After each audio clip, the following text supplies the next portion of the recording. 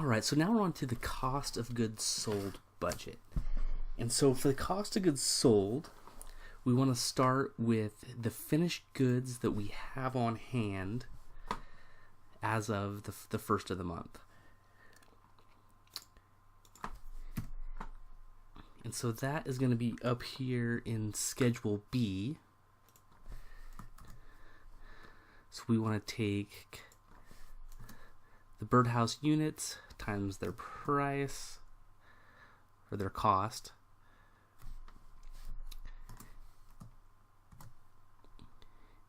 and then the bird feeders at 270 times their cost. So that gives us the cost of finished goods. And then for work in process, it tells us that we have a beginning balance of $29,000.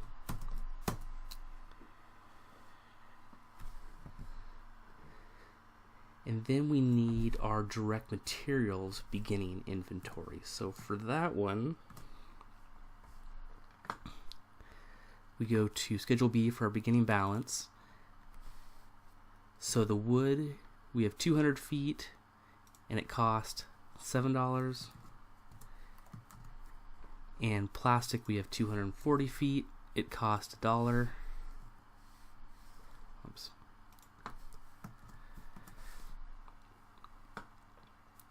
And so the direct materials inventory is 1,640. Now for what we plan on purchasing, so we already did that in our direct materials budget. It's 46,000. And then we need to subtract out what we plan for direct materials at the end of the period.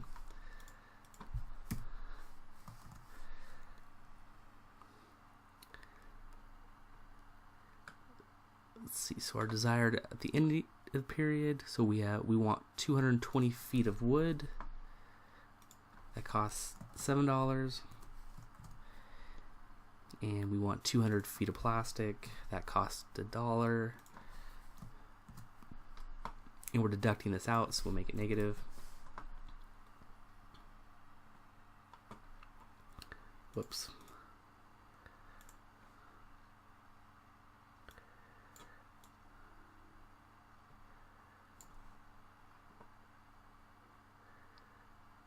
Fix the formula there to make it all negative. There we go.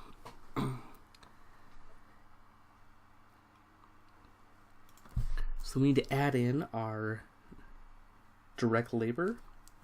And so we go to our direct labor budget. We plan on spending $46,704.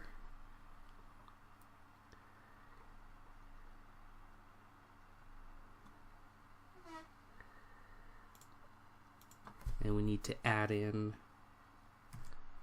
our factory overhead budget, which is $109.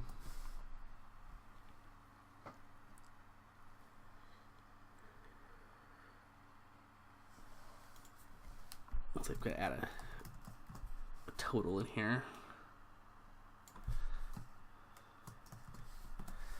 There we go. That looks better.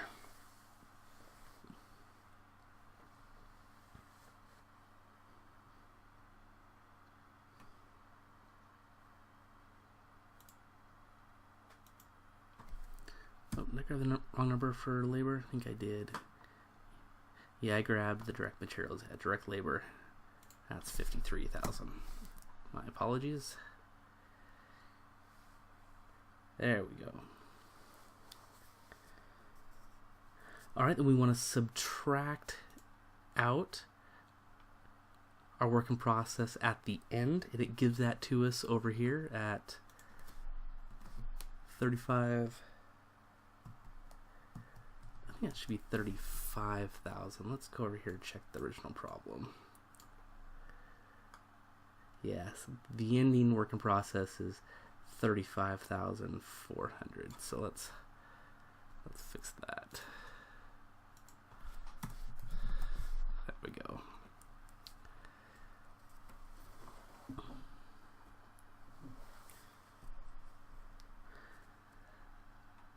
Alright, so the last thing we have to do for cost of goods sold is subtract out our finished goods.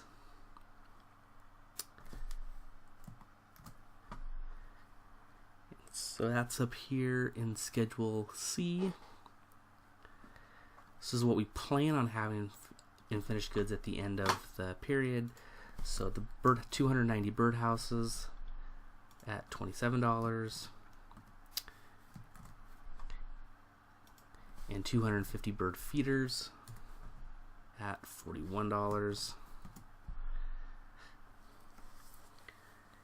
So that's going to be a value of ending inventory of finished goods of $18,000, which leaves us with a total cost of goods sold of $203,708.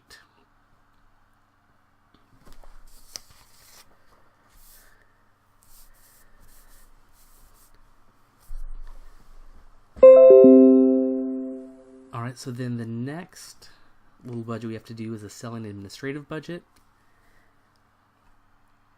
This one's nice and easy, not a lot of calculations. Because they give us all of the SG&A numbers right here in Schedule H.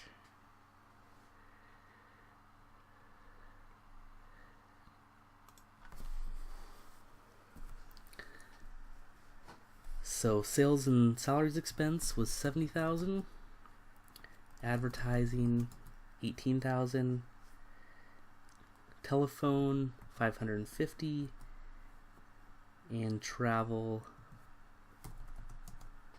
$4,000 for the selling expenses. And then for the administrative expenses, we have office salaries $21,000, $600 for depreciation, $250 for the telephone, $200 for miscellaneous, office supplies, and $400 for miscellaneous. $115,000 for our selling administrative budget. And the last thing we got to do is put together a full budgeted income statement.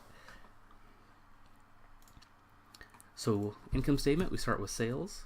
So we have our sales budget for that.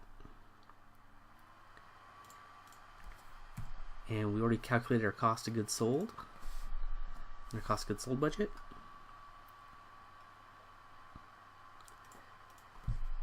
Then we have our selling expenses and our administrative expenses.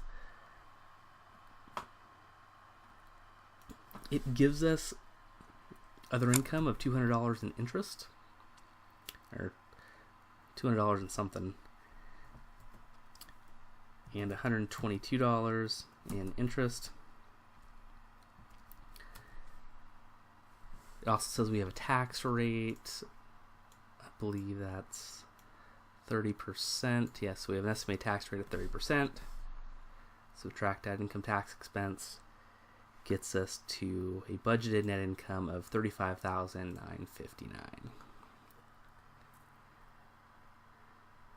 Alright, so the next problem we have is a cash budget. So, not only is it important to know what our budgeted net income is, what we have to purchase, what we plan on selling, but we got to know what our cash on hand is going to be, because there's always going to be a lag between what we sell and then what we sell on account, and when that cash comes in, and then we have to turn and pay our vendors. So we need to make sure that we maintain a certain minimum cash balance. So the cash balance is actually a very important one.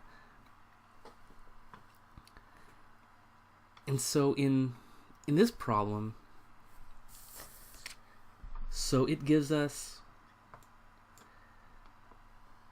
what we plan on selling. We're looking over a 3-month period. We got May, June, July. What our manufacturing costs are going to be, what our selling administrative costs, what we think they're going to be, and what our capital expenditures are going to be. Now, when we do this on a GAAP basis or an accrual basis, we're matching up when we perform the service so we can record revenue, and when we actually incur that expense. And so most of the time, that's not going to match up with cash. So it tells us that when we sell goods, that we're going to collect 10% in that first month. So over here, I built a little schedule just to kind of help visualize what we're doing.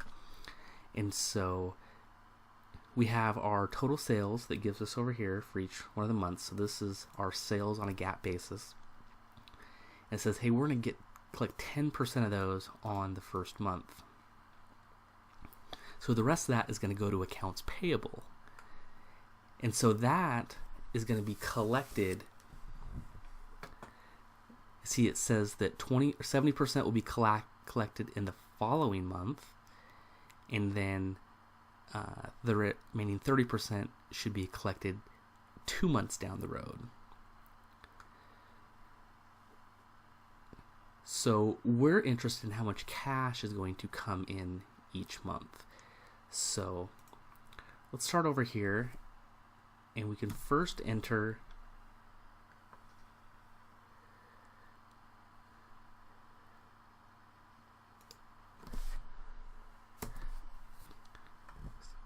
so our sales in the current month that we're going to collect in the current month.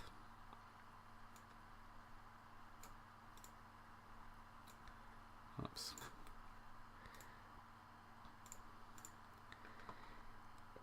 So, and then we're going to collect out of accounts receivable 30% in the next, 70% in the next month, and then 30% 2 months later. So that means what we're going to collect in May is we're going to collect 70% of what we sold in April and 30% of what we sold in March. So then in June, so we collected $9,000 the current month, and then we're going to collect 70% of May's sales and 30% of April sales. So then in July, we're going to collect 70% of June's sales and 30% of May's. And so this is how much cash that we actually expect to receive each month. All right, so now for a cost, what we plan on paying out. And so it tells us what our manufacturing costs are expected to be. So we got $34,000, $39,000, and $44,000. We got those entered in right here. And it also tells us that out of our manufacturing cost, part of that is depreciation, insurance, and property taxes. So depreciation is non-cash, so we have to back that out. Insurance and property tax are paid in lump sums, and it tells us, let's see, when they're paying them out. Anyway, it's not during the period that we're forecasting. So we want to back out all those costs.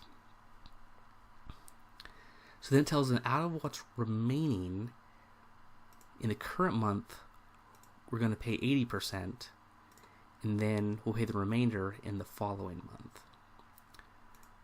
So that means what we're paying for May, we're going to pay 80% of the current month and 20% of the prior that was setting in accounts payable.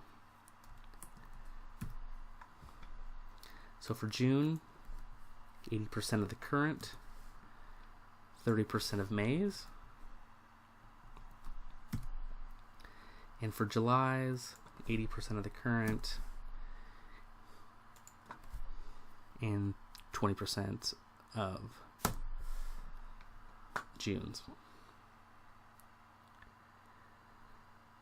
So the next line is selling and administrative. They make that one easy on us. We just pay it all in the current period.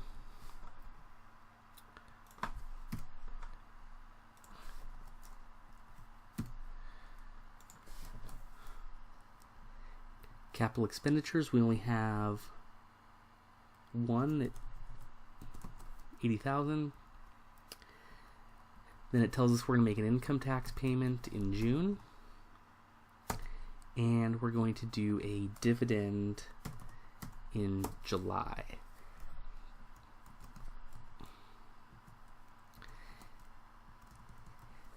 And so unlike an income statement where we would ignore capital expenditures because they're capitalized, they don't go on the income statement.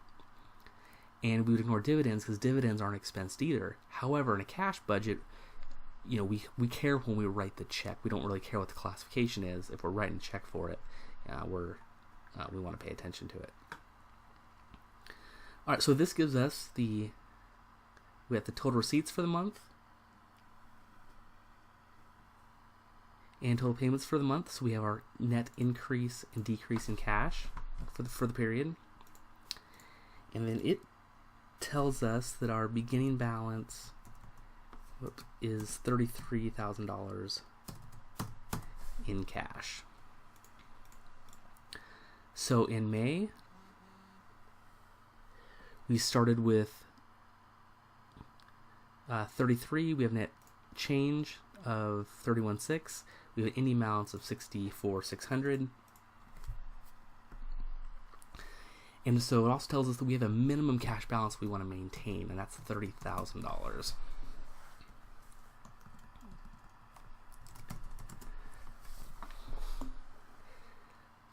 So we plug that in, we can see where we're at.